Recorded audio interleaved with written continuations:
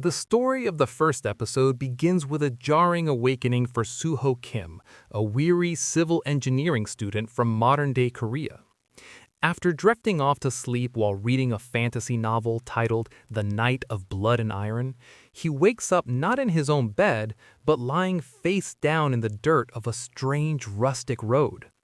Confused, Suho is greeted by a floating blue system message, informing him that his wish has been granted and he has become a character in the novel. Before he can process this, he is approached by a handsome, silver-haired knight. Suho instantly recognizes the man as Javier Azrahan, the noble and heroic protagonist of the book he was just reading. Javier addresses him as Master Lloyd, and the horrifying reality sinks in. Suho has not possessed the hero, but rather Lloyd Frontera, a notorious, lazy, and abusive drunkard, destined to ruin his family and die a miserable death. In the original story, Lloyd's debauchery drives his parents to suicide and leaves the estate in financial ruin. In Javier's cold explanation, Lloyd passed out on the road after a drunken rampage at a local pub the previous night, where he smashed furniture and caused a scene. Realizing he is now trapped in the body of a man everyone hates, Suho panics. He knows Lloyd's future is bleak, ending in poverty and sickness. He resolves right then that he refuses to live that life. Back at the Frontera Manor, Suho, now acting as Lloyd, encounters Lloyd's mother, the Baroness.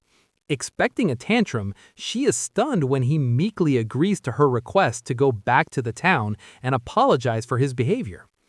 Accompanied by a suspicious Javier, Suho returns to the pub. The townspeople recoil in fear and disgust at the sight of Lloyd, further cementing how despised he is. Inside the pub, Suho bows his head to the terrified owner, offering a sincere apology for the damage, an act so out of character for the original Lloyd that it leaves Javier baffled. However, Suho realizes that words aren't enough to fix the debt or the broken furniture. As he surveys the room, his engineering instincts kick in. He notices the drafty, cold interior and realizes this world lacks ondonf, a traditional Korean underfloor heating system. A spark of hope ignites. If he can use his engineering knowledge to introduce modern construction comforts to this fantasy world, he might just be able to pay off the family's massive debts, save the estate, and secure a luxurious life for himself. The episode ends with the birth of the greatest estate developer, as Suho commits to engineering himself out of his doomed fate.